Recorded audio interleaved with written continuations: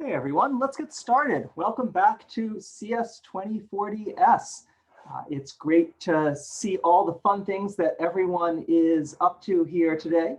I see lots of votes for sleep as a great extracurricular activity when you're not busy with school. Wonderful, I completely agree. But it's also fun to see some of the other things that people are up to.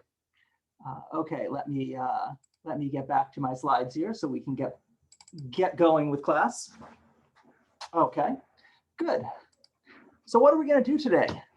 Well, first of all, we are finally mostly done with all the admin stuff that we've had to deal with for the last couple weeks. Hopefully everyone is in a recitation, everyone is in a tutorial. Everything, all this nonsense is done, and so hopefully that is all worked out. So recitation started this week. In fact, they should have happened by now. Hope everyone had fun in recitation this week. Okay, and in terms, yeah, see, I get distracted by the chat too. I look over and see, did I say resignation? No, I was talking about recitations. And I'll blame Zoom for any inclarity in my speech. Okay, and tutorials start this week. They've already been released for this week. In general, tutorials are going to consist of two types of problems. A sort of part one that is mostly review and going over stuff from class. And usually there'll be a part two which has some harder questions on it. This week we don't have so much of part two, but as the semester goes on, there'll definitely be some challenge questions that show up in the part two of tutorial. So warnings about tutorials. Please do look at the questions and prepare in advance. The sessions will go much better if you have prepared in advance. On the other hand, some of the harder questions at the end, you may not be able to solve them in advance, and those you can look forward to working with your fellow students on. Okay? So, but do try the questions in advance. Do come with questions. So if you go through the review section and you find things confusing, write down some questions and ask them in tutorial. And basically do take advantage of tutorial to get to know your tutors, to get to know other students in your class, and to try to make the best of this COVID time to have at least a little bit of social interaction, as compared to days like today when we are all sitting in our own offices and homes and wherever you happen to be sitting watching this lecture. Okay, good. So as I said, that's it for admin. We can actually get on to the topic of the day. Today we are talking about sorting. Today is all about sorting. In fact, this whole week is all about sorting. Okay, we are going to talk about a whole variety of sorting algorithms: BubbleSort, SelectionSort, InsertionSort, MergeSort, the grand tour of sorting algorithms. We'll talk about the properties of these algorithms, their running time, space usage, stability, and more. Okay, I know that a lot of you have probably seen some of these sorting algorithms before. That's great. We're going to focus today on a few key questions. We want to think about how to analyze sorting algorithms. They are a great example of a simple algorithm that we can start thinking about how do we want to analyze and understand algorithms. I'll again be talking about invariants, much like last week. And there's going to be a focus on trade-offs. How do we decide which algorithm to use for which problem? This is again going to be a recurring problem in this, a recurring theme in this class of we have a whole bunch of algorithms we can use. They all do roughly the same thing. And sometimes we want one and sometimes we want the other. How do we choose? Here, a great example, we have lots of different sorting algorithms and there isn't one best algorithm to use, believe it or not. And so we want to talk about how do we decide which to use? What are the right metrics to measure how good a sorting algorithm is? How do we trade off the good and bad aspects? Okay, great. So let's begin at the very beginning. What is sorting? Here is a definition of sorting. We have some sort of input array of, say, n elements. They could be words, numbers, anything you like, just things that we can compare. Our goal is to output some permutation of A such that the items are in order, B1 less than or equal to B2, less than or equal to B3, and so on up to n. So here we have an example of an array A that starts out unsorted, and it results in an array that is sorted. If you look at this, this example, you'll already notice one subtlety that we often skip, which is notice this example has repeated elements in it, repeated sixes. We're going to come back to this at some point later and talk about some of the issues that that can create for some sorting algorithms. Okay, good. So if you like to think of it from a Java perspective, we've been talking about interfaces. You could happily imagine some sort of sorting interface, right, which lets you sort some array of integers. Fine. As an aside, we have here everyone's favorite sorting algorithm, BubbleSort, right? Everyone has had, many of you have seen this before. I saw this last week on some people's favorite algorithms list. So imagine this, all you do is choose a random permutation of the array. If the array is sorted, great, we're done. If it's not, then we just keep doing it over and over again. Okay, so as a nice example of running time analysis, what is the asymptotic running time of BubbleSort? You will see this over on Archipelago. This is also a way to make sure everyone gets a chance to go over to Archipelago and get started. Okay, good. I see some answers coming in. I'm not going to give you very long right now because I want to keep going. So if you want to put an answer in, put it in quickly. Okay.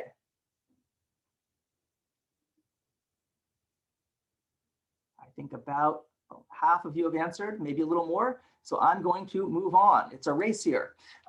So in particular, in this case, it is order n times n factorial. Okay, in particular, it's going to take about n factorial iterations to get the proper random permutation. And it's going to take another n time for each iteration to check whether the thing is actually sorted. Just choosing a permutation isn't good enough. Each iteration is going to cost about order n. So this is actually worse than n factorial. We have this extra factor of n. And that actually matters in the asymptotic analysis. N is not a constant. N times n factorial is different than n factorial. Okay, great. And then, of course, for fun, you have quantum BubbleSort, where you choose a random permutation. If it's sorted, you return A. If it's not sorted, you destroy the universe. This is wonderful because now this only takes order one time to run. It has some unfortunate side effects, though. Anyways, this is obviously a joke, but of course, it's a joke that you can keep in mind when you get to learning about non-deterministic Turing machines. Okay, wonderful. Here is another fun algorithm here. This is the maybe BubbleSort algorithm. In this one, you choose a random permutation of the array. Okay.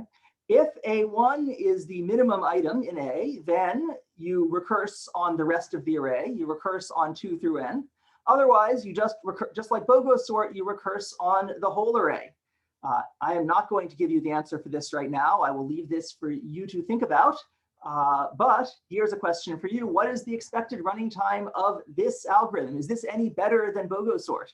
What do you think? If it's better, how much better? If it's worse, how much worse? Again, I will leave this as a question. Okay, let us go on and get to some more standard sorting algorithms. Okay, good. On to standard sorting algorithms. We are going to begin with everyone's favorite sorting algorithm, BubbleSort. We use this as a great example. It's an example that you should probably never actually use in practice, in that it is not a wonderful sorting algorithm for many reasons. We talk about trade-offs. This is a case of an algorithm where really there aren't a huge number of benefits, but we will get there. So BubbleSort, how does it work? We go through the array n times, okay? Every time we go through the array, we're going to compare every pair of adjacent items. We'll compare AJ to AJ plus 1. So we will compare these two adjacent items. If they are out of order, we will swap them and we will continue on through the array. Wonderful. Here is an example of how BubbleSort works. Here we have an array 824936. We compare the first two items. They're out of order. We swap them. We compare the next two items. They are out of order, so we swap them. We compare the next two items. They're out of order, so we swap them, and so on until we get to the end. That is one pass of BubbleSort. Okay, great. This is the state after we've done one pass of BubbleSort, and then we do the whole thing again. Here's the second pass of BubbleSort. In the second pass, we compare 2 and 4. They're in the right order, so we leave it the same. We compare 4 and 8. They're in the right order, so they leave it the same. 8 and 3 need to be swapped. 8 and 6 need to be swapped. 8 and 9 are already in the right order, so we leave them. This is the state after the second pass through BubbleSort. We do a third pass. In the third pass, there's only one swap that we need to do, 4 and 3. Okay. And then we are done. By the fourth pass, everything is finished. Okay. Great. That is BubbleSort. In fact, we're being a little inefficient here. As I wrote it this time, I said repeat n times. Okay. It turns out that you can actually short circuit that a little bit. If as you're going through and doing all this swapping, you discover that everything's in order, well, why waste your time doing anything else? Why waste your time doing more work? So once you do an entire iteration with no swaps, we might as well stop, and we can stop early. It's always good to think in algorithms when you can stop early. When can you detect that you're done faster in the good case? It doesn't tend to change the worst case analysis, but does tend to lead to faster algorithms in practice. Okay, good. So we want to talk about these algorithms in terms of big O notation. Okay, so we are going to want to talk about how these algorithms scale as things get big. So here you go. Pop on over to Archipelago and tell me, what is the running time of BubbleSort?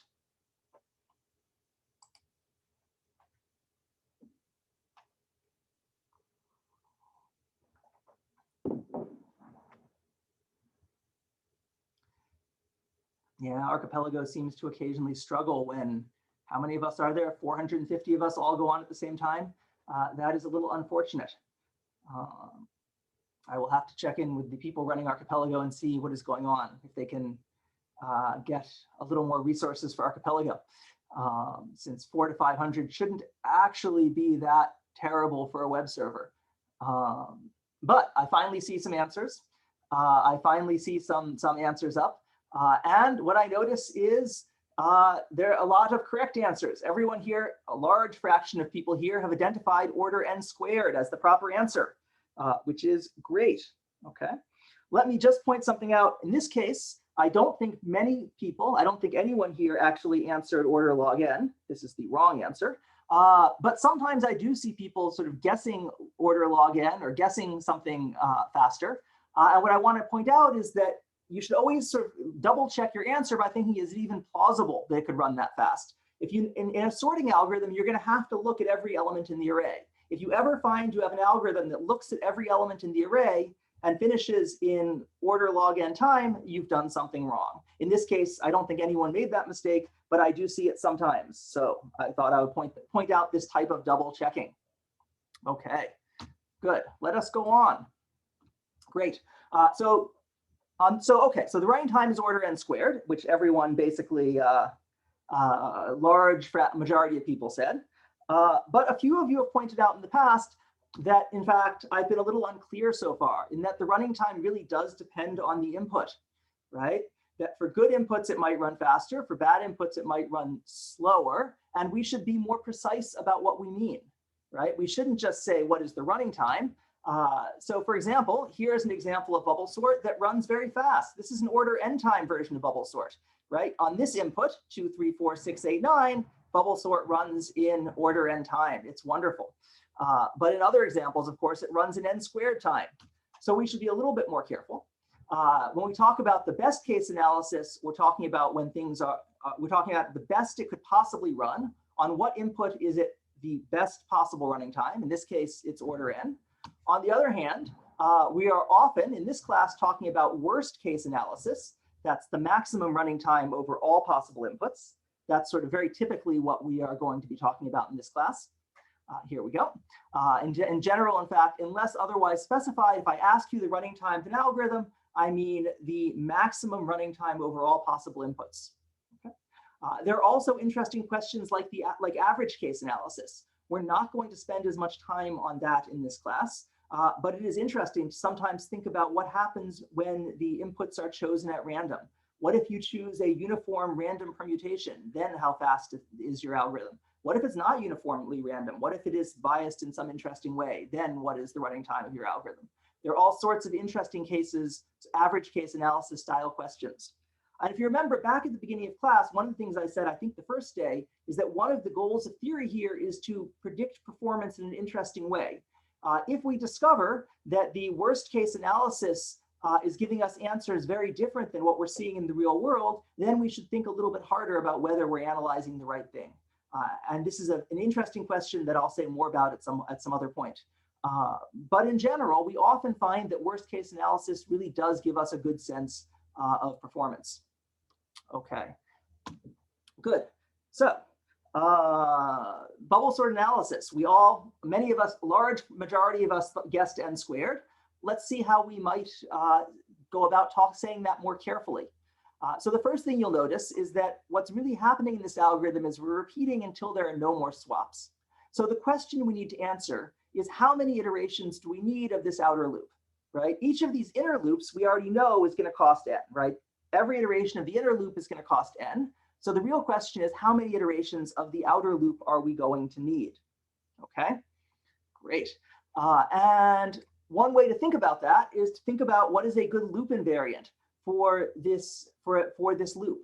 What is something that we know is going to always be true every time we iterate through this outer loop? Okay, so I have a question up on Archipelago, and perhaps you can suggest some good loop invariants to me. What would a useful loop invariant be for BubbleSort here? And again, Archipelago does not seem like it's being super responsive. That makes this harder, unfortunately. Let's see if it wakes up in a sec.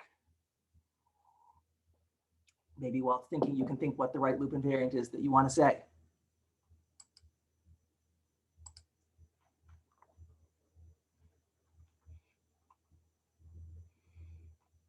Okay, so I'm seeing answers like the length of the array. The length of the array doesn't change. That's true, but that's not going to help us very much to understand the performance or what BubbleSort's actually doing, the number of elements in the array. This is also the type of invariant that isn't going to help us very much. It's certainly an invariant, but it's not one that's going to help us very much. We want an invariant that somehow every iteration of the loop, we can see we're making some progress, that something good is happening, but it's still true. We want something on like the flavor of after the jth iteration of the loop, such and such is going to be true. Okay, so I see invariants here like all elements remain the same. Again, this is an invariant, but not the most useful invariant here. Let's see, I'm still reading some more answers here. The current maximum element becomes the last element at the end of every loop. So this is starting to sound useful now, right? We're saying what happens at every loop, but we can see if we can translate that into an invariant, into a property of the state. Okay, let me go on here. So one of you answered the current maximum becomes the last element. Let's look at that. So here is an example of the first iteration. And this element 10 over here, that's the maximum element in our array. Great. Let's see what happens to this maximum element over the course of one iteration. Well, it's going to, every time it's going to exchange, exchange, exchange, swap, swap, swap, until it reaches the end of the array, right? So what we're going to see is after the first iteration, the maximum element is going to be at the end. Great. After the second iteration, the second largest element is going to bubble up through the array and be the second element from the end. And after the third iteration, the third largest element is going to be in place, and so on. Okay, so if you look at what BubbleSort's doing, here is a useful invariant for BubbleSort. At the end of iteration j, the largest j elements are correctly sorted in the last j positions of the array. Okay, so let me say that again. At the end of the iteration j, the largest j elements, in this case 3 elements here, are going to be in the final j positions, in this case the final 3 positions of the array. After one more iteration, the 4 largest elements will be in place, and so on. Okay, so why is this useful? This tells us that after n iterations, the array is going to be perfectly sorted, right? After n iterations, the invariant tells us after the end of iteration n, the biggest n elements are correctly sorted in the final n positions of the array. So if we prove this loop invariant, then we know that after n iterations, the array is completely sorted. That's great. It also then tells us the worst case running time here is going to be n iterations, right? Because again, after n iterations, everything is sorted in place.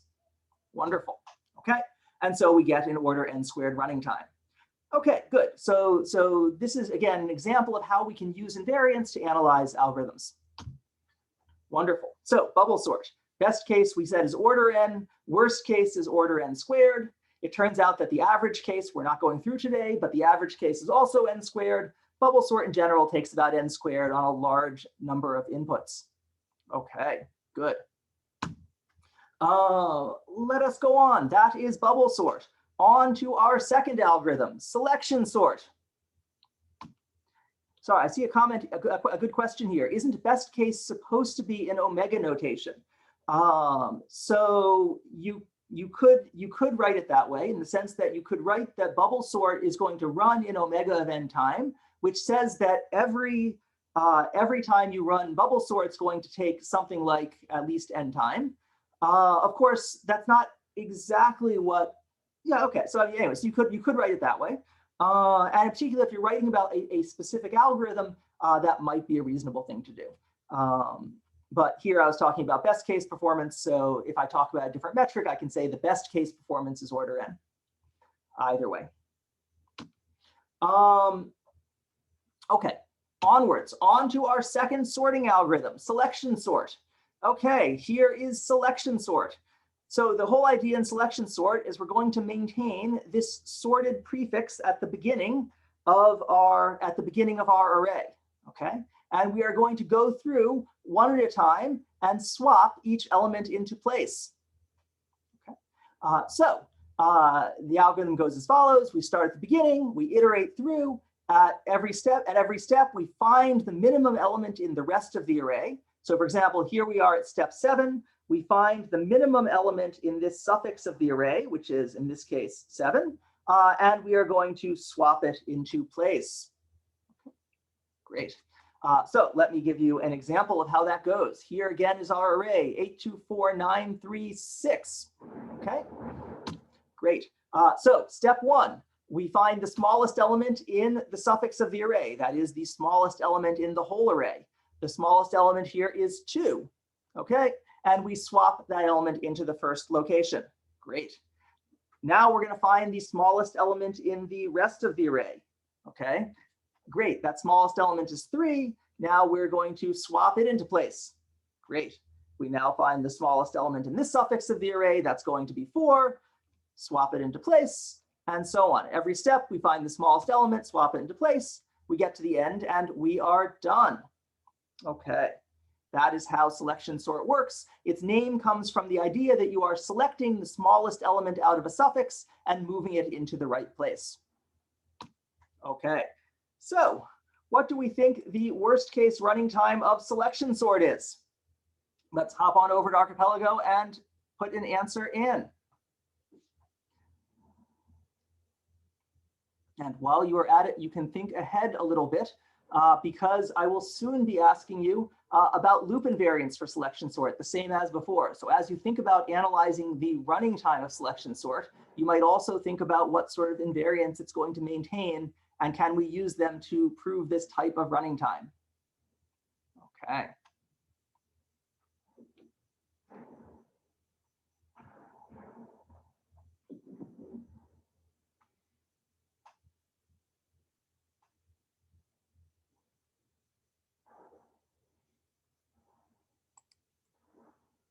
Okay, I'm seeing a bunch of answers in for SelectionSort. It seems like most people have an answer in, and in this case, a large majority, 330 odd people, have chosen n squared as the answer. I'm not going to pop on. I'm not going to switch screens to show you that, but about 350 people have chosen n squared, so that is great. That is the right answer here. It is an n squared algorithm. Let us keep going. And so, okay, so this is SelectionSort. Here's a question about selection.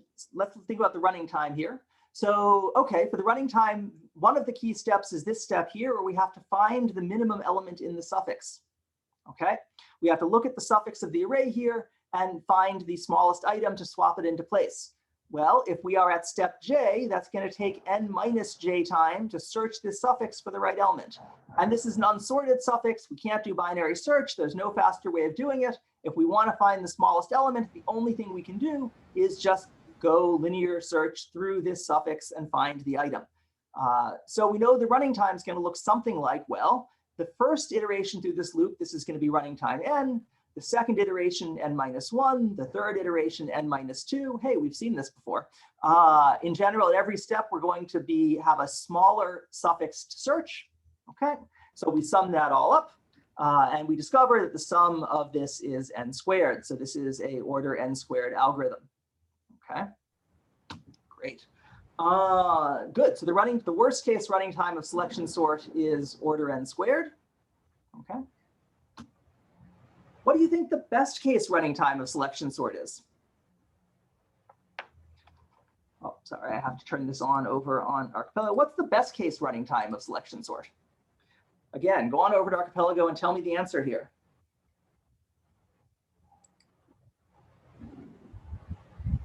See this discussion on the chat of sort of when to use big O versus when to use big omega and what's the difference and so on. I mean, in general, big O and big omega are referring to classes of functions. When I say that something is big O of something, it's saying that it is less than or equal to some sort of running time.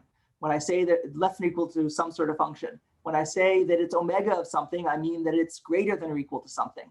I can say that with respect to different types of claims. So I talk about worst case analysis. I'm saying the worst case running time, for all possible inputs, the running time is less than or equal to something. When I talk about best case analysis using a big O, I'm saying on the best input, there exists an input where the running time is less than or equal to this. If you ponder that and sort of deconstruct it, you'll say, wait a sec, saying there exists an input where the running time is less than or equal to this, that sounds like a fairly weak statement, and it is. It's a very weak statement. Best case analysis is in general a weak statement. You're basically saying there is some input on which it runs fast. Okay. Let's go back. Let's go back to where we are though. The best case running time of selection sort. And the interesting thing is here we are actually seeing two different popular answers. You'll notice that we have a whole bunch of people who think it's n and a whole bunch of people who think it is n squared. Okay, so let's go back to the algorithm and think about that and see what makes more sense. Okay. So the question is, can you imagine, can you find a version of selection sort, an input on which it runs fast? Okay, and what you'll notice is there is not an input on which it runs fast. There's nothing in the algorithm here that is going to check that things are sorted. It goes through and in every iteration, it searches the suffix of the array, finds the smallest item and swaps it in place. And if that doesn't involve doing any work at all, then okay, then it just goes through and does it. So it is going to take n squared on every single input. So the running time of this algorithm is both big O of n squared and omega of n squared. Okay, okay, good. So now you see here I am actually using omega to go along with the previous discussion to imply that the running time is going to be at least this running time. Okay, on every single input, it will be at least n squared. Okay, in fact, you could say it is a theta of n squared algorithm. Fine. Now, of course, you could come up with variations on selection sort that went and tried to short circuit things and checked if things were sorted, but it does not fall out naturally from the standard version of selection sort. Okay, great. Good. Okay, now, as I asked before, the next question, let's go talk about loop invariants. What do you think a good loop invariant is for selection sort? Okay. So again, we have this algorithm where we go through, we find the smallest element of a suffix, we swap it into place. We would like a loop invariant that will let us easily show that the algorithm finishes after n iterations and that everything is sorted after n iterations. What would a natural loop invariant be? Okay, great. I see a whole bunch of answers. I guess one of the funny things about this is it's hard for me to see how many answers. Okay, but reading off some of the answers here, I see after n iterations, the smallest n elements are placed in the first n positions in the array, and that is a great loop invariant here. Okay, so here we go. Here's a loop invariant for selection sort. At the end of iteration j, the smallest j elements are correctly sorted in the first j positions of the array. There are sort of two important parts to this. One is that we have exactly the smallest j items in the entire array. The second part is that they are correctly sorted. So this prefix is a sorted prefix. And the third is that they're placed in the prefix of the array. OK, great. So I think that is SelectionSort. That tells us how SelectionSort works. Wonderful. We can get on to our third sorting algorithm, InsertionSort. OK, here we go, InsertionSort. In some ways, this might look similar. As before, we are going to maintain a sorted prefix of the array. As before, as we iterate through, we're going to try to expand that sorted prefix. In this case, the way we are going to do that is we take the next element, i.e. the first element that is not yet sorted here, and we are going to insert it somewhere into this sorted prefix. So in this case, we don't have to look at the entire suffix. We can ignore everything out here, right? That stuff doesn't matter. We just take the next element that isn't yet sorted and we insert it into the prefix. Excuse me. OK, like so. And in general, the way that this insertion works is it just works step by step, swapping the item back one step at a time. So it does a swap, a swap, a swap until it finds the right place. OK. A question that every year someone asks is, well, wait a sec, this seems inefficient. The prefix is sorted. Couldn't we speed this up using binary search? I'm not going to answer that right now. I will let you think about that. How would this algorithm change if to insert the item into the prefix, we used a binary search instead of a swapping procedure? OK, but here is the standard version of InsertionSort. The standard version of InsertionSort in a little more detail. We are iterating through n times. We take the key that is, let's draw a little picture here. We take the key that's position j. OK. And then we're going to go back. And while the thing we're looking at is larger, while things are improperly sorted, we're going to bubble it backwards. This is kind of like reverse bubble sort, bubbling it backwards until we find things are correct. Or we get all the way down to 0, in which case we're done. So we bubble it back until we get to 0, or we discover that we are larger than the predecessor, in which case we are done. OK, good. So here's our example of that. Here's our sorted prefix, element 8. 8 is a perfectly nicely sorted prefix, so that's good. So the first element we need to look at is 2. So we need to then go bubble 2 back like that, and life is good. We have a new sorted prefix here. Great. So now the item we want to look at is 4. And again, we want to bubble 4 back until things are sorted. There we go. OK, and so on. Now, 9 is the element we want to bubble backwards. Well, in this case, there isn't much to do, right? 9 is already in sorted order, so we try to move it backwards, and we discover that it is in the proper place. Great. And so on. 3 is going to move back to there. 6 is going to move back to there. And we have a sorted array. OK, everything good? Good. So here we go then. So now, what is the worst case running time of InsertionSort? OK, what is the worst case running time of InsertionSort? Head on over to Archipelago and take your guesses. Hopefully not guesses. Hopefully your carefully reasoned analysis. Hopefully your carefully reasoned analysis that you could nicely prove in tutorial if we were sitting in class with a whiteboard in front of us.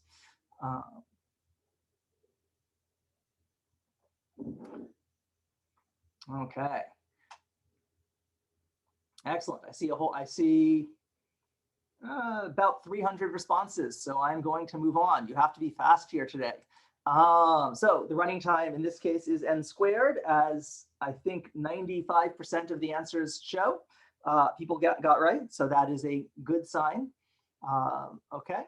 Let's see why that is. The thing we need to do is we have to see what is the maximum distance that a key needs to be moved. That's the key question. We know we're going to run this outer loop n times, right? So the question is, how expensive is each iteration of the loop? How expensive is this step going to be inserting a key into the sorted array? Okay. And unfortunately, this step can be quite expensive because it might have to move the element all the way back to the beginning, right? And so it really might be cost j to insert this key into the sorted array.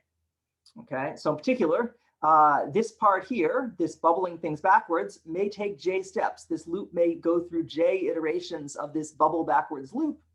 Okay, and so what that means is the cost is, well, now the first iteration is cheap, it's only 1. Second iteration is 2, third iteration is 3, and so on up until the last iteration might cost n. So this is the same 1 plus 2 plus ... up to n, which is theta of n squared. Great. And so our running time for insertion sort is order n squared. Wonderful. So again, let's keep going. What is a good loop invariant for insertion sort? Let's keep going with our thinking about the running time, thinking about the loop invariants.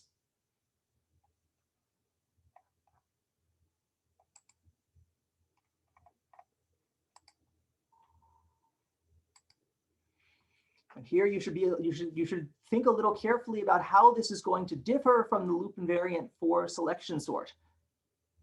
Or is it going to differ from the loop invariant for selection sort? What is the difference here is a key thing to think about.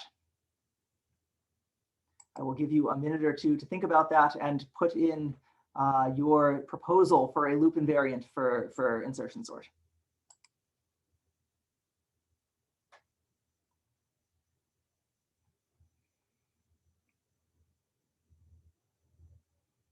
Okay, great. I see a whole bunch of answers that look similar in many ways. At the end of the nth loop, all elements in the first n position are already sorted. Yes.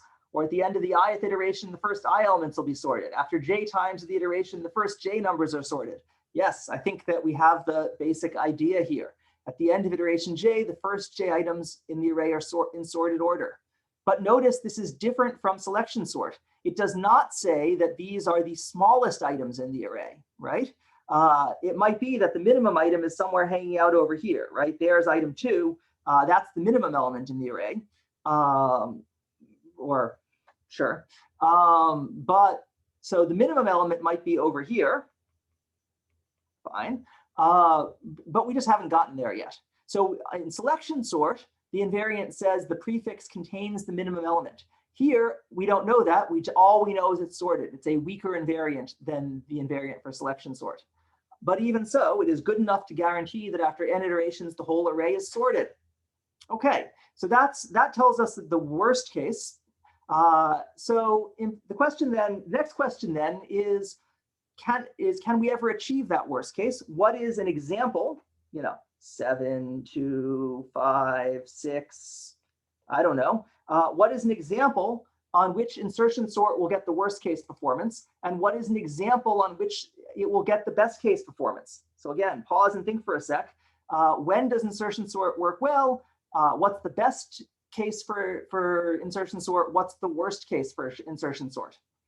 And I'm literally asking you to come up with an array on which it will perform badly and an array on which it will perform well.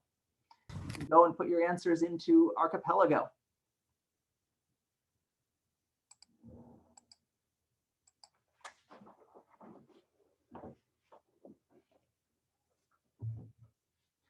I know we have a lot of Archipelago questions today in the beginning. I'll have a fewer in the rest of lecture.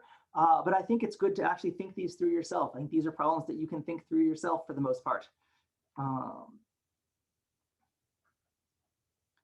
OK, good. I see a bunch of answers. I see more answers coming in. Excellent. I'll give you another 10 seconds to put in your proposal.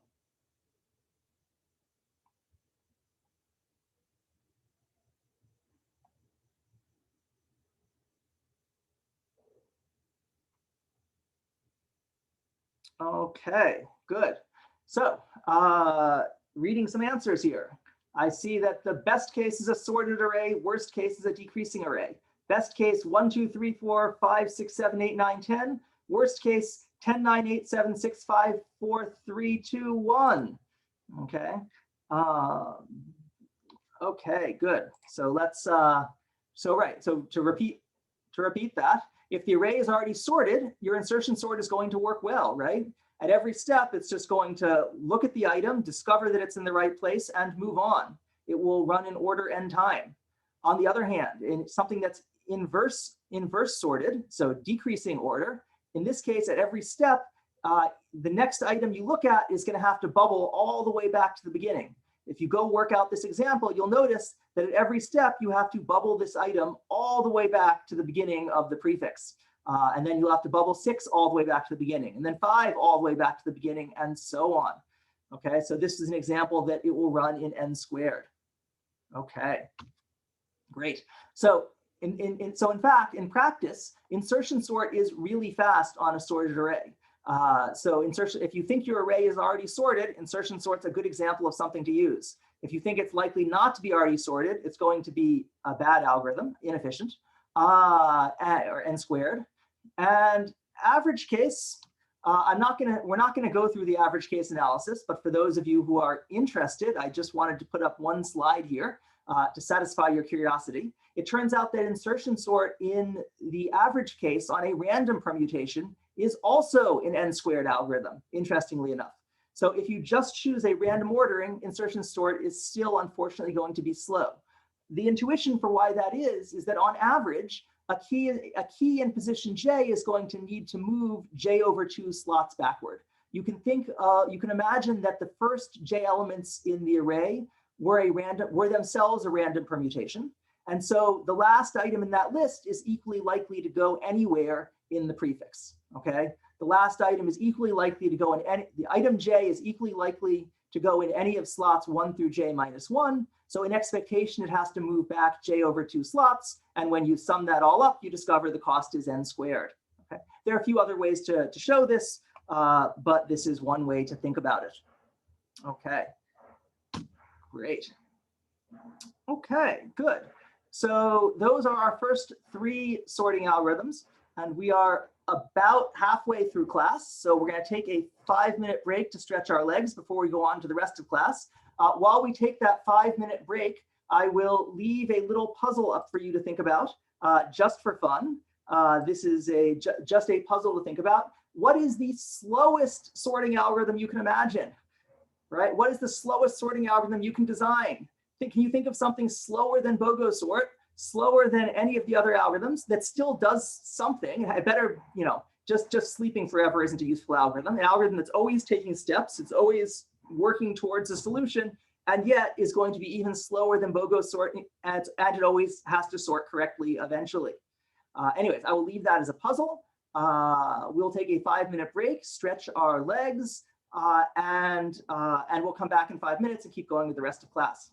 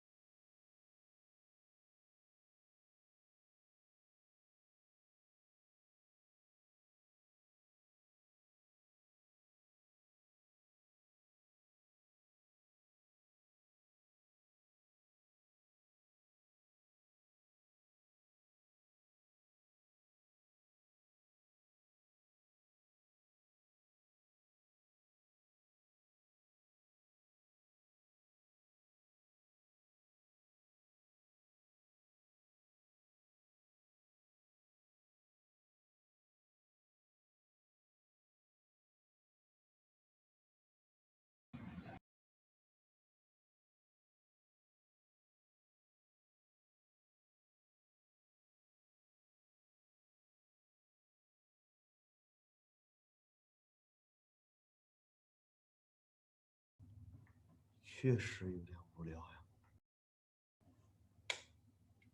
太无聊了呀。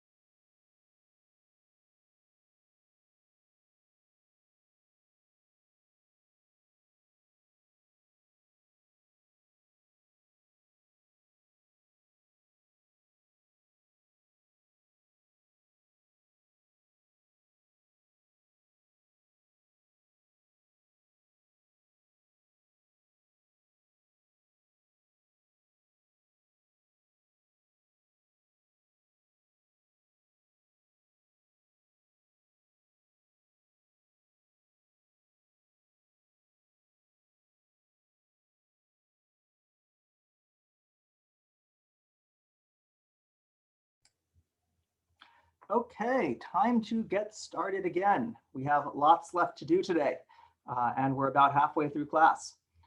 I see lots of great suggestions for slow sorting algorithms, things like run BubbleSort twice. Well, it's true, running it twice is slower than running it once, that's true, but we can do a lot worse than that. I mean, we can do a lot worse than running BubbleSort twice. I'll give at least one example at the end of class today. And so you can look forward to that. Okay, let's go on for now, though. Running BubbleSort 3 times. Yes, that's even slower. Wonderful.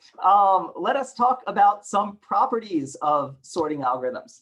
So far we have been focused on time complexity, and we've mostly been focused on the worst case time complexity. We've been focused on saying, great, these algorithms are, I think all the ones we've looked at are order n squared. And we've also talked about how some of them run faster on a sorted list, right? We've said that BubbleSort and InsertionSort actually run in order n time on a sorted list and run in n squared, and SelectionSort does not. SelectionSort still runs in n squared on a sorted list.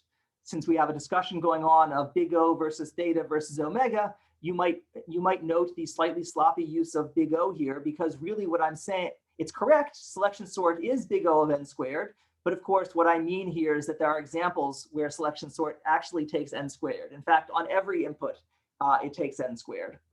We are all a little bit sloppy about these things. But what about a list that is almost sorted?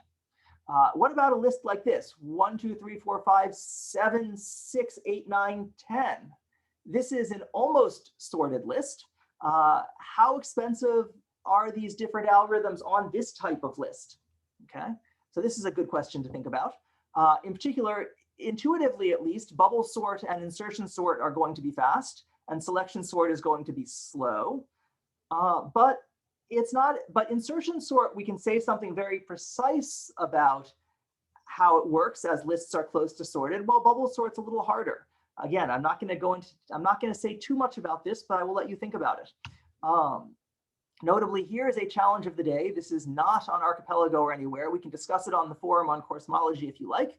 But here's a challenge. Can you find a permutation where BubbleSort is slow and InsertionSort is fast? Okay. So we want something where some sort of permutation where BubbleSort is going to be asymptotically slower than InsertionSort. Or if you think that's not possible, explain why no such sequence exists. Okay. Great. So this is a somewhat hard thing to think about, and you'll have to think about the cases where BubbleSort is, what makes BubbleSort slow and what makes InsertionSort fast. Okay. Good. So the moral of the story here is that different sorting algorithms have different inputs that they are good or bad on. Okay, and in general, this is true for every algorithm. And a lot of times you want to think about the performance of an algorithm on a subclass of inputs. How well does this algorithm perform on this category of inputs? Can you tell me how the performance relates to being close to sorted, for example? All n-squared algorithms are not the same. And there are different ones you want to use in different situations. Okay. Let's talk for a sec about space complexity. This is another important property of a sorting algorithm. How much space does your sorting algorithm need? Basically, every algorithm we've looked at so far takes order n space. Okay. You might want something even more than just order n space. Order n space might be 100 n or 1000 n. An in-place sorting algorithm is one that only uses a constant amount of extra space. Okay.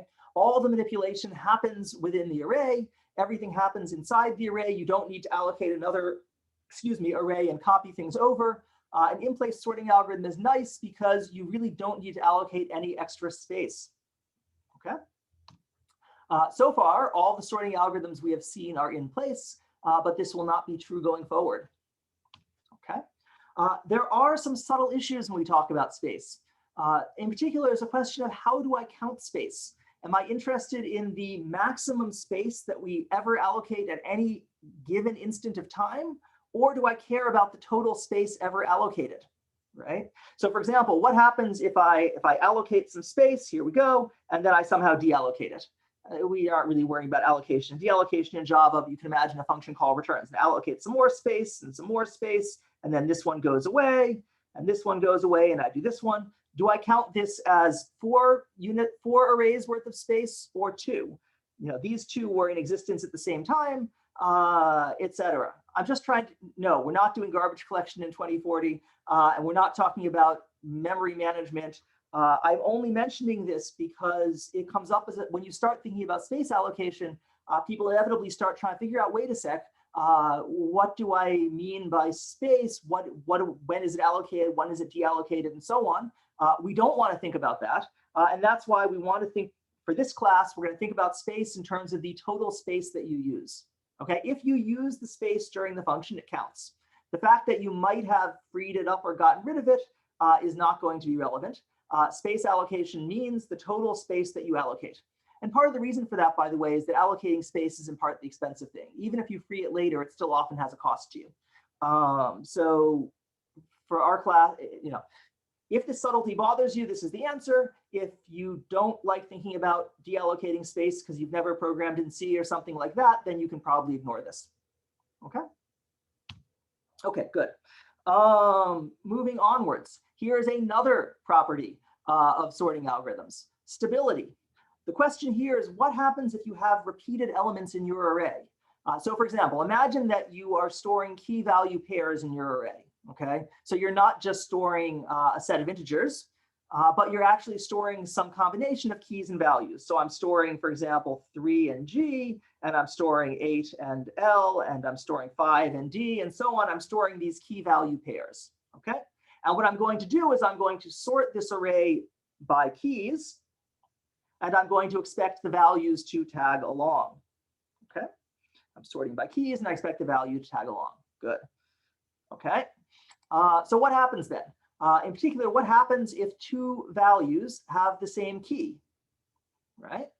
In some sense, if you just look at the keys, if you just sort by keys and ignore what's happening, if you just sort by keys and ignore what's happening with values, you can sort them either way, right? There's no particular guarantee on the ordering of these two 5s. They are both equal to 5, right? But on the other hand, we're going to say that things are stable if that order is preserved. So this is, in fact, an example of an unstable sorting algorithm. We have here 5 with value C precedes the 5 with value D. After you've done the sorting, we've inverted those two. The D now comes before the C, okay? And so this is now an unstable sorting algorithm because we have inverted the order. Okay, a stable sorting algorithm would ensure that if this 5C comes before this 5D, then after you sort, 5C comes before 5D. Okay, great. So this is an example of being stable. We've preserved the order of equal elements. We like stability. There are a lot of applications where it's actually very useful to have a stable sorting algorithm. Okay, good. So of the algorithms that we've looked at so far, which ones do you think are stable? You'll have to think for a little bit about, some of these are subtle. You have to think carefully about how the algorithm works and which ones will maintain the order and which ones won't. So you can hop on over to Archipelago, think about what you want, think about which ones are stable and which aren't, and check the ones that are stable.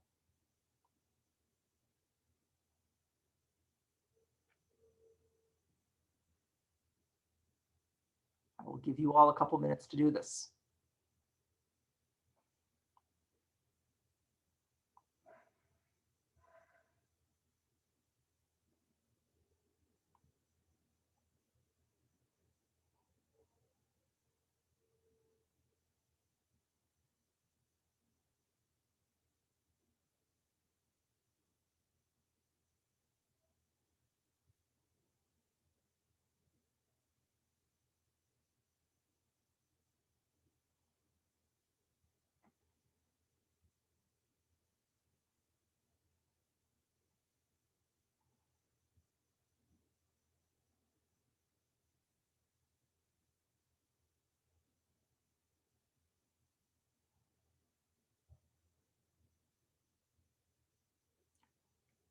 So I see a clear consensus here on BubbleSort.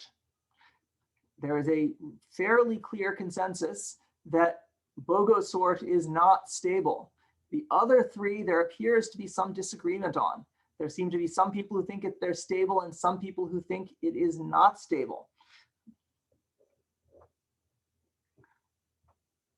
So requires a little bit of thought. I will give you another 10 or 20 seconds to think about this and put your answer in.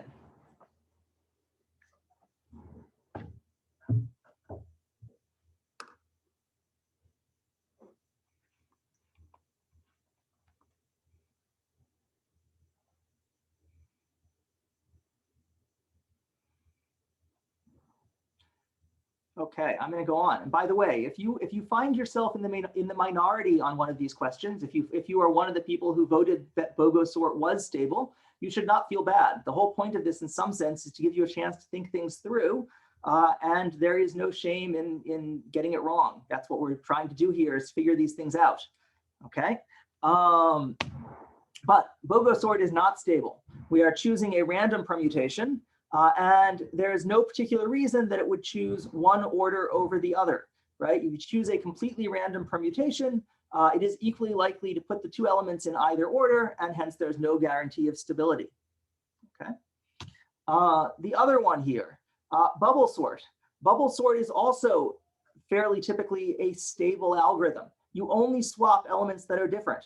You could obviously implement an unstable BubbleSort, but why would you? The standard version of BubbleSort compares two elements, and it only swaps them if one is less than the other. So, you know, we have some set of things, 5, 5, 6, 6, 7, 7, 7. As you come along doing the scan, you compare 5 and 5, there's no reason you'd swap them. But if you compare 5 and 6, then you would swap them. Comparing 6 and 6, the same, you wouldn't swap them, and so on, okay? So BubbleSort is stable, good. SelectionSort. SelectionSort is not stable. And I would suggest that a large fraction of people seem to have gotten this wrong. I'm only saying that so you do not feel bad if you got it wrong. As I said, you should not feel bad about getting answers wrong here. So in particular, the selection sort here is very subtle. There's this subtle problem that when you find an element, you swap it into place, right? So I'm coming along here doing my selection sort, and I'm looking for the next element, right? I'm looking for the next element to swap forward into the prefix. There just happens to be an 8 here. So this is the prefix. This is the prefix that I've sorted so far. I'm searching for the smallest element in this suffix, right? The smallest element I find is this 7 here, okay? And you search along, you find this element 7, and you swap it into place. Here we go. I swap these two elements, great. And when I swap these two elements, I'm taking this item 8 and moving it back, right? So this item 8 used to be over here. This item 8 used to be over here behind its fellow 8. And afterwards, after the swap, it's over here after its fellow 8. We have now inverted the order of the two 8s. Okay. And so that is no good at all. Okay. So selection sort is not stable. I see a question about trying to make it stable, and do feel free to try it out for yourself and see if you can. Almost every algorithm we talk about, you can invent weird and wacky variants of, but I think you'll find that for any reasonable variant of selection sort, it's not going to be stable because you would have to go through and make sure there isn't this intervening item 8 in the middle. And if you found intervening items 8 in the middle, you'd have to reorganize everything to try to keep them sorted. You basically have to be doing these little subsorts on the 8s. Okay, and of course there might be more of them. There might be another 8 here and so on. So again, I'm not claiming that it's impossible. You could certainly find ways to make it work, but it would be significantly more tricky. Okay, but again, I encourage you to go through and try to do that. Try to invent a stable version of selection sort. I bet you can come up with something. Okay, so selection sort is not stable. Good. And how about insertion sort? So insertion sort's another subtle one. Insertion sort is stable as long as you implement it properly. And by properly, the key thing involves this greater than sign here. If you accidentally, while you were writing your code, put a greater than or equal to sign, it would not be stable. This is sort of intuitive. What this is saying is I have this prefix here, and I have this item here, and I'm bubbling it backwards, right? I should stop my bubbling backwards as soon as I find an equivalent item. If I have greater than or equal to, you would swap it. If I have greater than, it means I stop my bubbling when I get to an equal element. It's sort of obvious intuitively. I've seen this mistake a lot, though. Okay, great. So far we've talked about BubbleSort, SelectionSort, and InsertionSort. We've talked about time, we've talked about space, and we've talked about stability. Okay, now we can go on to MergeSort. We have time for one more sorting algorithm today. Excellent. So MergeSort is basically the canonical divide and conquer algorithm. Okay. It is, in some sense, the classic example of a divide and conquer algorithm. Okay. So you start out. So what do I mean when I say divide and conquer? I mean, we start out with some big problem. We divide this problem into many smaller subproblems. We recursively solve the subproblems, and then we can recombine the solutions together. Okay, great. So how does this apply in the sorting world? Well, for divide and conquer sorting, what are we going to do? We're going to divide. We split the array into 2 halves. That's a pretty easy step. We recurse. We sort the 2 halves recursively. And we combine. We merge the 2 sorted halves together. Okay, great. Good. So one hand, this really tells you something about the power of recursion, right? This middle step here where we sort the 2 halves, this is just the magic recursion fairy doing this. We don't need to actually worry about how it's happening, right? Recursion is a wonderful tool that way. And my general advice when thinking about recursion is don't try to unroll the recursion. A lot of times when I explain a recursive algorithm, the first thing that people try to do is they try to unroll it in their head.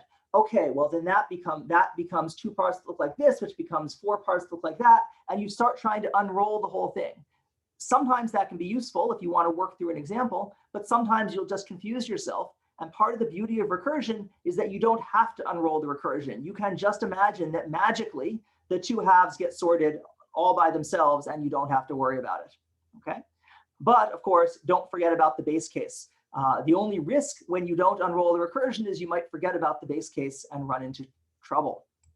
Okay, that said, let us go on and talk about MergeSort a little more carefully.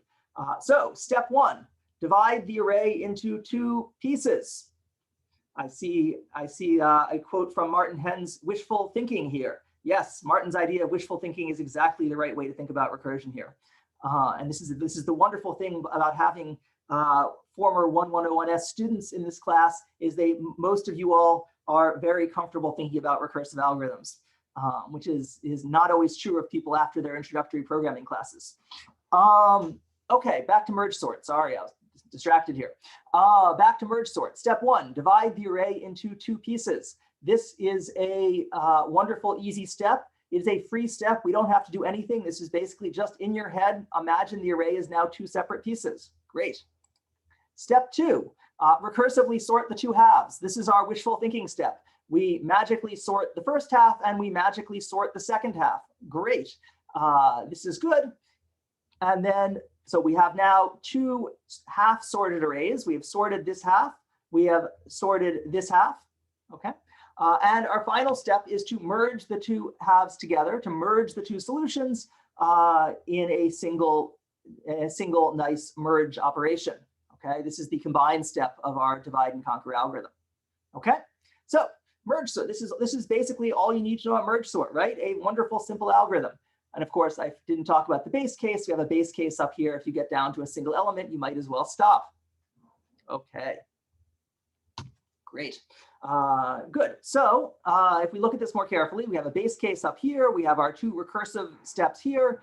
And we have our merge step down here. And if you think about this a little bit, you'll realize the only interesting part is the merging. Nothing else is happening in the entire rest of this algorithm, right? Nothing else is really going on. There's nothing else changing except in the merge step. There's a reason they call it MergeSort. That's the only interesting part of the algorithm is the merge step. Okay. Great. So that's MergeSort in a nutshell. Let us go through this in a little more detail. I guess I have an illustration here. Here we start out with our array. We divide it into 2 parts. And before, by the way, I warned you not to unroll recursion. And now I'm going to exactly unroll the recursion. I'm going to do exactly what I advised you not to do. But again, sometimes it does help. OK, so you divide it into 2 pieces. That's great. What's going to happen next? It's going to get divided up into 2 pieces. OK, each of those pieces then gets divided up into 2 pieces until we get down to a base case. Here we have the base case where we have our however many elements we have here, 8 elements that are each in little subarrays of size 1. Great. Then we can start the merge steps. Notice, of course, up until here, nothing has actually happened, right? This is what I meant. During the divide step, nothing has happened. We've just broken the array down into individual elements. Now the merging starts. This is the interesting part. First, what happens is pairs of items get merged, right? So 7 and 3, they get merged into a single list 3, 7. 9 and 5 get merged into a single 5, 9, and so on. Now again, we're going to merge pairs of lists. 3, 7, 5, and 9 get merged into a single 3, 5, 7, 9, and so on. And then again, we have a merge step where these two subarrays get merged. So again, all the interesting stuff is happening here in the merging. Okay, and here's another picture of exactly the same thing from Wikipedia, if you want to see it all on one screen. Okay, great. So the key subroutine is obviously merge. We'd better talk about how the merge subroutine works. How do we do this merging and how fast can we merge? And the related point, by the way, is that if you want to build a faster version of MergeSort, or if you want to optimize your implementation of MergeSort, the part of it that you need to think about is this, the merging part. Okay? So here is one example of a merging algorithm. We have our 2 lists here, right?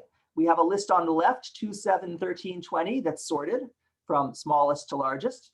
We have a list on the right, 1, 9, 11, 12, that's sorted from smallest to largest. And we want to merge these together into a single array down here at the bottom. Okay, so How do we do this? Well, what we're going to do is we're going to basically look at two elements at any given time. We're going to look at one element from the left list and one element from the right list. Okay, so we start out sort of putting our finger on these two elements. We compare the left element and the right element. 1 is less than 2. Excellent. So we copy 1 down into our final array, and we advance our pointer here up to 9. Great. Now we compare 2 to 9. We discover 2 is less than 9, so we copy 2 into our final array, and we advance the pointer forward.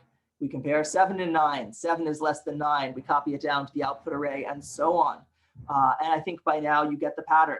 At any given step, we compare the head of the two lists. We take the smaller one, copy it to our output array, and advance. Okay, there we go. And now everything is merged. Wonderful. So what's the running time of this? Oop, let me open the question on Archipelago. There we go. Okay, what is the running time of the merge operation? Go ahead and get your votes in. Vote for the proper running time for this merge algorithm I have just described.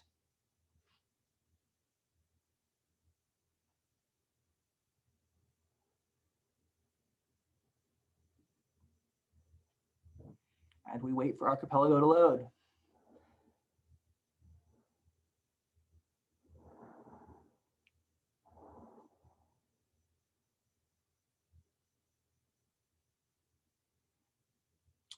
Yeah.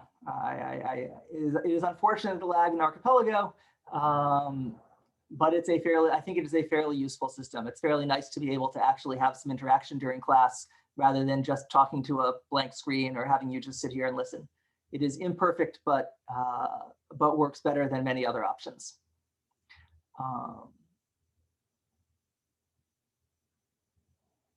Okay, I see a bunch of answers.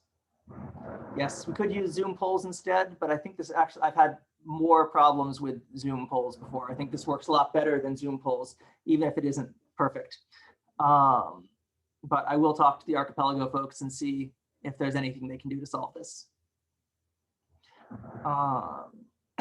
Okay, good. So I see a bunch of answers. I see a whole bunch of answers in. And in fact, I see a fairly even tie, which is interesting. It is a fairly close, here, I'll swap over here. I see a fairly close guess between order n and order n log n. So this is interesting. We're going to have to think about this. I will observe that it really can't be order log n, right? Order log n is unlikely because we're trying to merge two arrays of size n over 2. We sort of have to look at all of those elements of size n over 2. So it's going to have to be at least linear time, right? It can't be faster than n because we better look at every single element in the array. If we don't look at every single element in the array, we can't do the merging, okay? So it's certainly not going to be order log n, okay? And one hopes it's not going to be n squared or 2 to the n. So we have to decide between n and n log n, okay? Let's go back to how the algorithm actually works. Let me switch back to PowerPoint. Okay, let's switch back. Let's go think about how the algorithm actually works, right? At every step of the algorithm, what are we doing? At every step of the algorithm, we're going to compare two elements and copy one down to the final array, right? So at every step, each step, we do what? We do one compare and one copy, right? Good. So every step of the algorithm is order 1. The only question we need to ask is how many steps does the algorithm take? How many of these order 1 steps do we have to do to finish the merging? Okay. Well, if you think about it, at every step, we copy one item down to the array. So in the first step, we're going to fill this slot. In the second step, we fill this slot. In the third step, we're going to fill this slot. In the fourth, we fill this, and so on. And so there are going to be at most n steps, right? After n steps, we have filled every step in the array. Okay. So we know they're going to be at most n steps. Each step takes order 1 time. And so the total running time is going to be order n.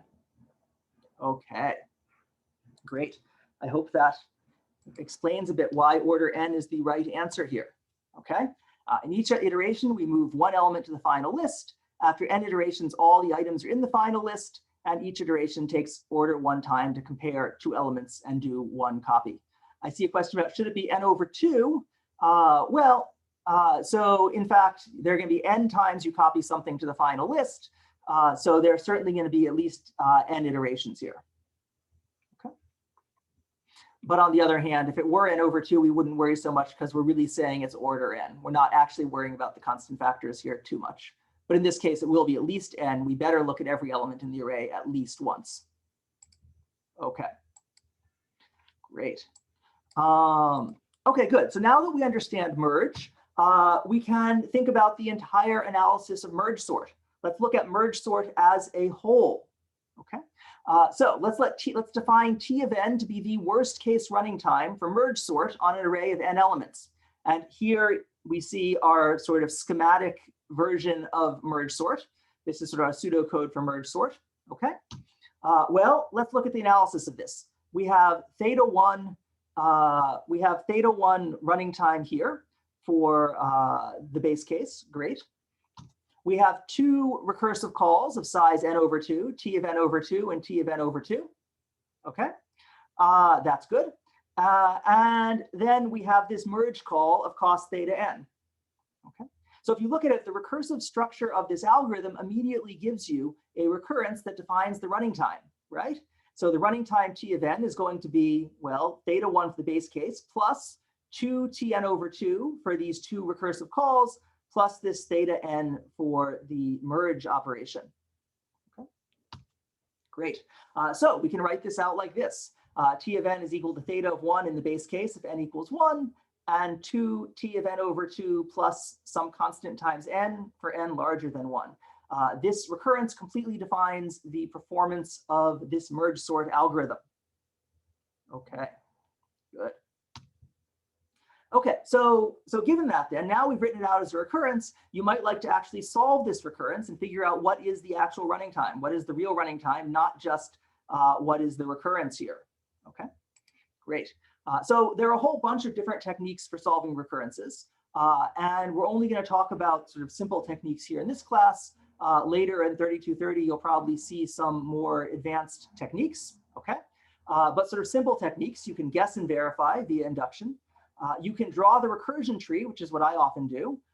Or, well, you can use some of these more advanced techniques like the master theorem or acrobacy or whatever, which we are not going to talk about in this class. Okay? But you should know that there are all sorts of techniques out there. OK, so let's talk about the simple way of doing it, or what I think is the simplest way of doing it, which is to draw out the recursion tree. So MergeSort itself already has this sort of tree structure to it, which naturally leads to the sort of recursion tree analysis. So here's how I might think about trying to analyze this recurrence. We have this running time t of n, which is 2t of n over 2 plus c of n. So we can draw it out like this. We have our merge cost here. This is sort of the fixed cost for this step of the recurrence. And then we have over here our two recursive steps of size tn over 2. OK, great. Of course, each of these t of n over 2s will itself be broken down into a smaller recursive call, right? So this recursive call down here is going to be cn over 2 plus 2 tn over 4s. And this one here is cn over 2 plus 2 tn over 4s. OK, and we can keep going, keep unrolling this recursion tree. The tn over 4s become cn over 4s plus tn over 8s, and so on, all the way down until you get to some base case. Let's imagine this is the base case. OK, so once you've drawn out the recursion tree this way, then all you have to do is sum up the total costs, and you are done. So let's think about that. What's the total cost here going to be? Well, at the top here, let's look at this sort of level by level. At the top here, the cost is some constant times n. Great, simple enough. What happens at the next level? At the next level, the cost also adds up to c times n, right? We have cn over 2 plus cn over 2. This is, again, some constant times n. In some sense, this shouldn't be surprising because we're taking the problem, dividing it into two parts that are equal size, and we're creating two of those parts. And the total cost here is a linear one. So when you take linear things, divide them up and divide them into two and then add them together, you're going to end up with the same thing you started with. I'm not sure if that was clear, but think about it, it should be. OK, So again, at this level, things cost c times n. If you go down to this level, lo and behold, look, it adds up to some constant times n again. Here we have cn over 4 plus cn over 4 plus cn over 4 plus cn over 4. There are 4 of them, so we have, again, the same constant times n. Okay, and the same thing at the bottom level. So every level we look at here of this recursion tree, the cost is going to add up to some constant times n. You'll notice, by the way, that I'm being a little bit more careful about a constant than I usually would, right? Because usually I would just ignore this constant and write big O of n. In fact, next time I do this, I might well do that. By next lecture, I might drop that constant and just write big O of n. But when you're working out recurrences like this, you have to be a little bit careful, because if this constant changes from one level to the next, it could grow. Imagine this was c, and it grew to c squared here, and c to the 4th here, and c to the 8th here. It might feel like a constant going at every step. It might feel like a constant, but it's actually growing, and hence would cause an incorrect answer. So I'm being a little bit careful about the constant here, just so you can see that everything really does add up properly. Okay, great. So every level is cost order n, and all we need to do now is figure out how many levels there are in this recursion tree. Okay, well, gee, how many levels are there in the recursion tree? Right, that's the thing we have to answer. Okay, so one way to think about that is think about how many of these subproblems do we have at each level, right? Here we have 1 subproblem. Here we have 2 subproblems. Here we have 4 subproblems, and so on. We know that when we get down to the base case, we have n subproblems. At the base case, each of these subproblems is size 1. Okay, so the question is, how many levels do we have to go to? 1, 2, 4, 8, and so on, until we get to a case where we have n subproblems. That's all I was drawing here, was the number of subproblems we have at each level. And of course, what you'll observe is that at level h, you have 2 to the h subproblems. And so we conclude that we need to go down to level log n. Down to level log n, we have n subproblems. We have reached our base case, and we are done. Okay, great. So here's our merge sort analysis. We have each level has cost n. Okay. There are log n levels, and so the total running time is going to be this constant times n log n. So this is order n log n. Excuse me.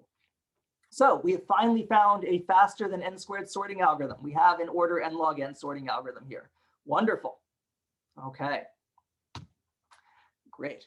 So that's drawing the recursion tree, as I said. It's so often how when I first see a recursion I need to solve, this is often the first thing I do. Even if I can't solve the recursion tree, it often gives me some good intuition about what's going on. After you see that intuition, maybe you have to go back and solve it some other way. But drawing out the tree this way, I often find gives you a lot of intuition for what the final solution is going to look like. Okay. The other standard solution, and I'm just going to do this quickly because I don't want to spend a lot of time on this math, but the other standard thing to do is to guess an answer and then plug it in and see that it actually works. So if you're trying to analyze this recurrence, t of n equals 2 tn over 2 plus c of n, you can guess that this is order n log n and go through and verify that you actually get what you expected. Okay. And again, here you have to be careful with the constants. If you leave out the constants, weird things can happen. You can trick yourself into the wrong answer. So you fix your constant c, you guess that the answer is c times n log n. Okay. We guess that our base case is t of 1 equals c. Okay. And then we go through and we try to actually show that's true. So for some x, t of x, according to this hypothesis, would be cx times log x. Okay. Great. And then we go through and say, fine, t of n is equal to 2 t of n over 2 plus cn. We can plug in our guess here. We said that t of n over 2, that should be cn over 2 plus log n over 2, if our hypothesis is correct. We then work out some algebra.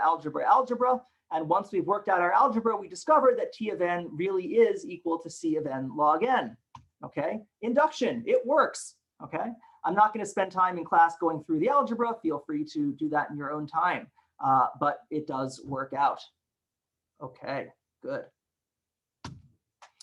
We don't need that. Okay, so good. You might say, what is the real world performance of these sorting algorithms? I didn't run this experiment, but someone else happily did that I could steal their picture from. And what you'll notice is that even though one of these algorithms is n log n and the other three are n squared, they actually run in fairly different performance. They have fairly different performance in practice. So we do correctly see that MergeSort down here at the bottom really is much faster than anything else, than any of the other options. Order n log n really is significantly faster than n squared. But then you'll notice the interesting thing is here, InsertionSort at n squared is actually a lot faster than, say, BubbleSort or SelectionSort, right? That basically most of the time, InsertionSort is going to be a lot faster. The constants involved are a lot faster.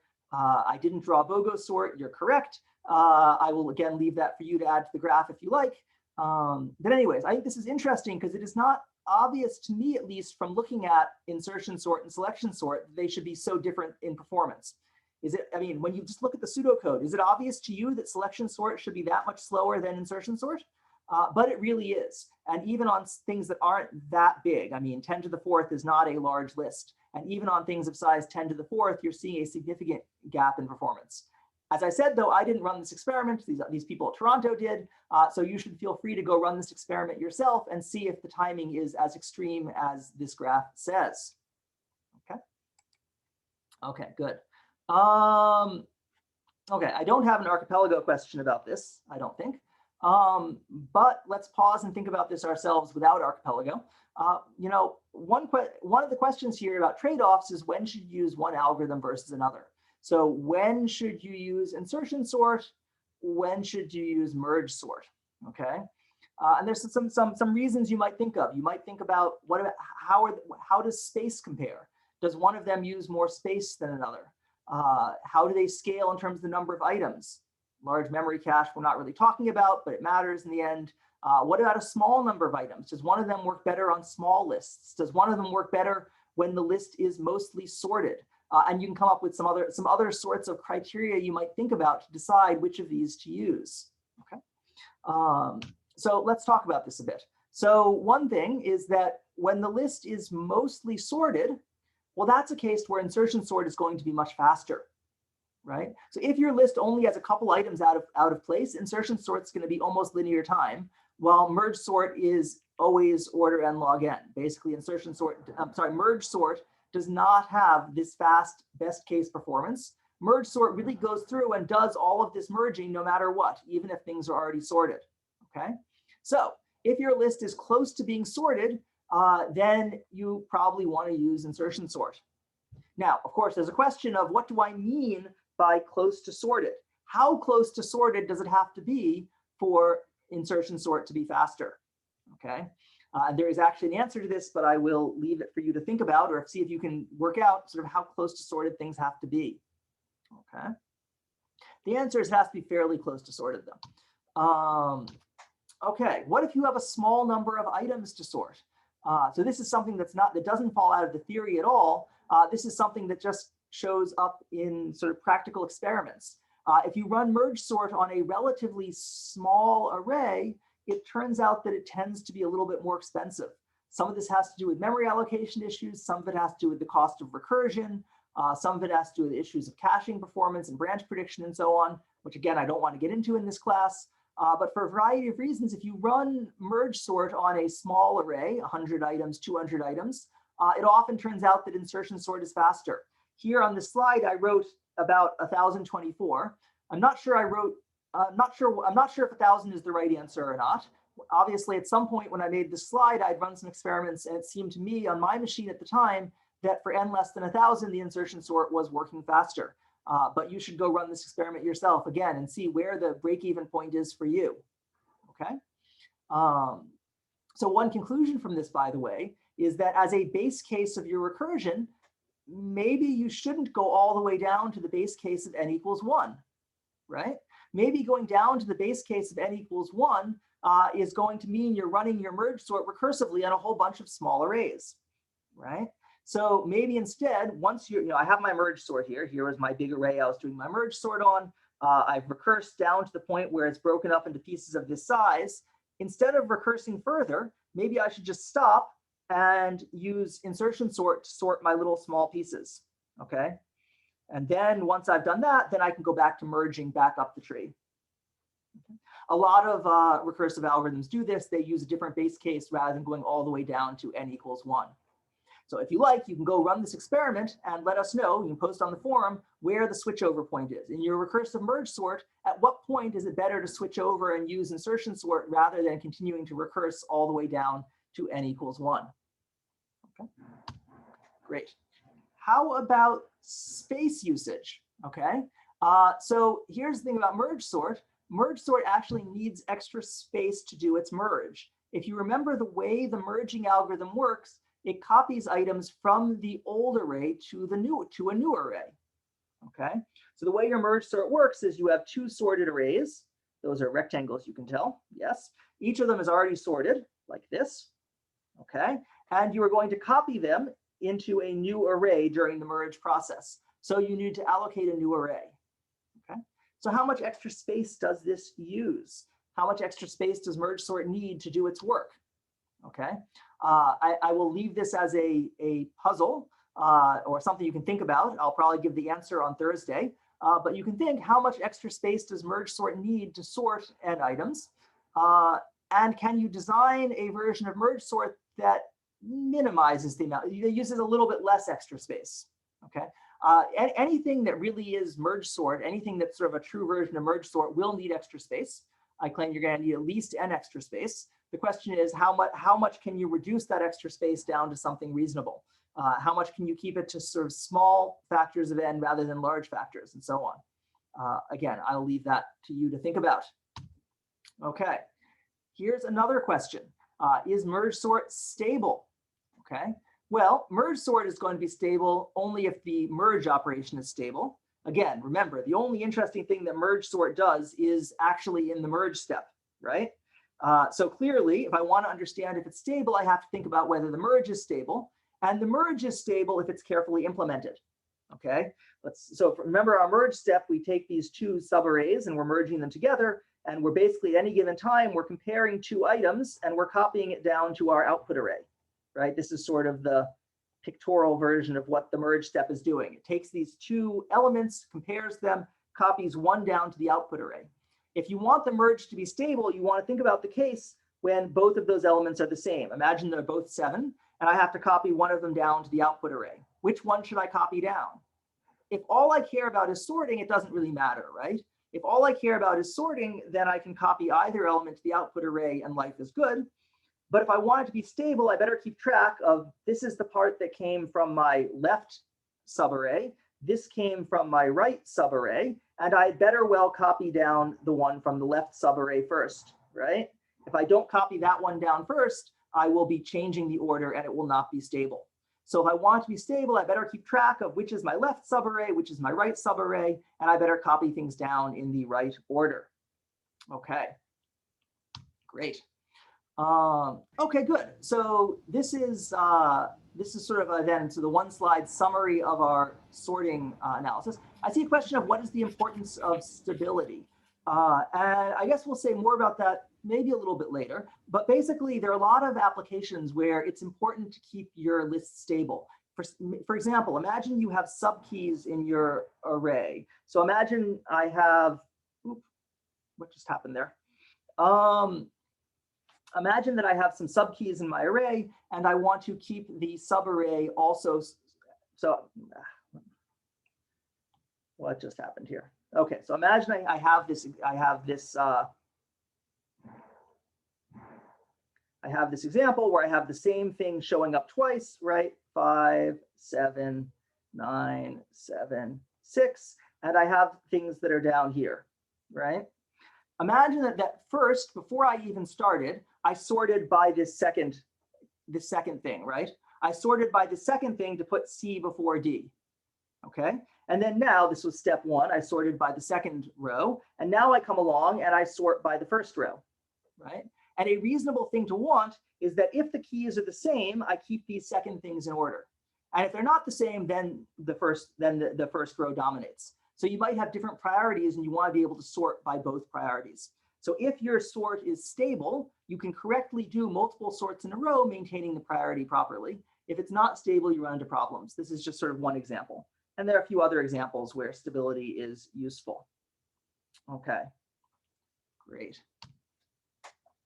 Okay, good. So anyway, but also, by the way, if you have more questions about why stability is important, that's a great question to bring to your tutorial. That's a great sort of question to talk about in tutorial where you can go through some examples more carefully. Okay, good. So this is sort of the one slide summary. We've seen BubbleSort, SelectionSort, InsertionSort. These are order n squared. We've seen MergeSort. This is order n log n. We've seen a little bit about the power of divide and conquer. Right? MergeSort is a beautiful algorithm because of its beautiful divide and conquer strategy. We saw a little bit of how to solve recurrences. We talked about time. We talked about space. We talked about stability. So that is basically all I want to talk about today. I wanted to just come back to the puzzle at the middle of class about the slowest sorting algorithm because I think it's fun. Here, at least, is the slowest sorting algorithm that I have ever seen. You might be able to come up with better, but this is the slowest one that I've ever seen. Okay. Step 1, generate all the permutations of the input. Okay, so I have some list of input. So step 1, let's generate all the n factorial. Let's generate all the n factorial permutations of the input. Okay. Step 2, sort the permutations. Okay. I say number of inversions. This doesn't exactly matter, but basically you want to sort the permutations in some order where the things that are sorted, where the things at the top of the list are most sorted and things at the bottom of the list are least sorted. Okay. So number of inversions is basically the number of items you have to swap to make the list sorted. Okay. So you can use any metric here to sort by, as long as the first item in the list should be a sorted one. Everything else should be not. Okay. Great. So we sort our list. So we have n factorial permutations. We sort our list of n factorial permutations. Okay. And then once we've done that, we can just return the first element in our sorted list, and we will have a correct permutation. Wonderful, right? This is a perfectly good sorting algorithm. It's doing something useful at every step. There's only one more thing we have to specify, which is, how should you actually sort your list of permutations? So for example, you might use BubbleSort to sort your list of permutations. This would give you an n factorial algorithm. Okay, great. But of course, why should you use BubbleSort? I bet we can do worse than that. Let us recursively sort our list of permutations using the slow sorting algorithm that we have just invented. We've just invented a slow sorting algorithm that sorts. So let us, step 2, we will recurse and sort our list of permutations using the slow sorting algorithm. Okay. Now, this is going to be a unfortunate problem because I'm now recursing on an instance that's larger than the original. In general, if you find yourself doing this, it means you're probably not using recursion correctly. If you find your problem size is growing at every step, that's usually not good. But here, that is wonderful. We are generating larger and larger permutations to sort. And then after you've done some number of recursions, maybe after n factorial recursions, perhaps, you can then use quicksort for the base case of your recursion to sort your list of permutations. Okay. So this is, again, one of the slowest sorting algorithms I've ever seen. I'll leave it up to you to come up with something slower. But what I love is this use of recursion to slow things down. Okay. Quicksort we haven't covered yet. I see a question, what's quicksort? Yeah, we'll get to that. We'll get to that later next week. You can think of quicksort as just a fast sorting algorithm. Fast sorting algorithm. So the point is that after we've recursed for n factorial steps, we might as well use a fast sorting algorithm to sort our big list of permutations. Why not? Okay. Why use a quick sorting algorithm when you want to be slow? For the irony of it. For the irony of having built a massive list of permutations and then sorting it very quickly. Okay, good. So this is, again, somewhat of a joke, but I think somewhat of a fun way to think about problems. Sometimes we want the fastest version. Sometimes we want the slowest version. This is actually officially known as the Ingrazia-Kurtz sort algorithm. If you want to look it up later, that is its official name. Invented by, as you might guess, Ingrazia and Kurtz, who were sitting around at a conference one night after a long day of research talks, drinking some Diet Coke, and this was what they came up with. Okay, great. So this is it for today. Next time on Thursday, we're going to talk about more sorting. So that's it for now, and I will see you all on Thursday. Thanks.